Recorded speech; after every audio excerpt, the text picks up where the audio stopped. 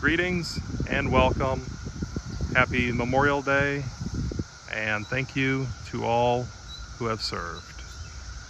As part of my tradition this weekend is to make sure I bring my kids out, pay their respects, and visit my grandparents and my aunt and uncle.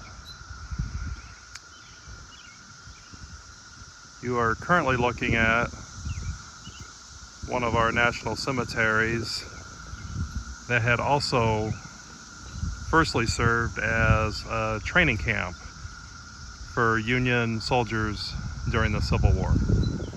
This national cemetery was designed to train in Illinois troops for the Civil War. It was quickly pressed into service to house approximately 2,000 Confederate soldiers who had been taken prisoner at the surrender of Fort Donelson in Tennessee on February 16, 1862. There's an area right over here, and you'll see even marked as Confederate, and this area was set aside for burial of Confederate prisoners of war who died at the camp. As many as 700 prisoners died in 1862 when smallpox and other diseases were rampant in the camp.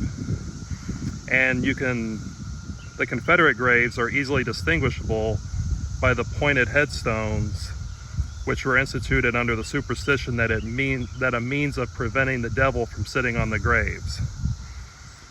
And they are buried almost side by side with Union soldiers. So this is kind of the Confederate side, and the Union side is buried here, which makes the total of 1,642 Civil War graves.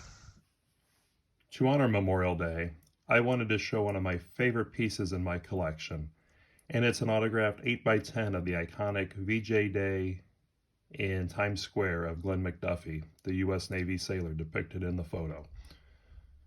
I also love that he added an inscription of the date of August 14th, 1945.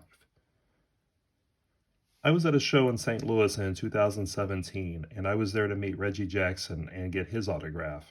And while I was there, I was also going to get Jack Morris's autograph. I don't have an infinite amount of money, so I only had a couple of extra dollars for the show, but not much. And I ran across this piece, and I didn't have enough money, and I was very disappointed. I probably could have gone to eBay and picked up another one, but that's not usually how I work. And I just hoped that I'd run across it again someday. I went to 2 nationals and didn't see one. And due to conflicts, it took me 4 more years to get back to that yearly St. Louis show. But in 2021, I was able to attend, and there it was, and it was even cheaper than before. So I snagged it up, and just thrilled to finally have this.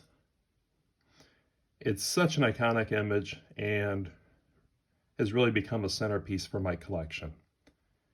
It's one of my favorite things to share when someone comes over. I could talk more about this, but as they say, a picture is worth 1,000 words, and I truly believe this photo says it all. Everyone enjoy their day, and thank you, veterans, for your service.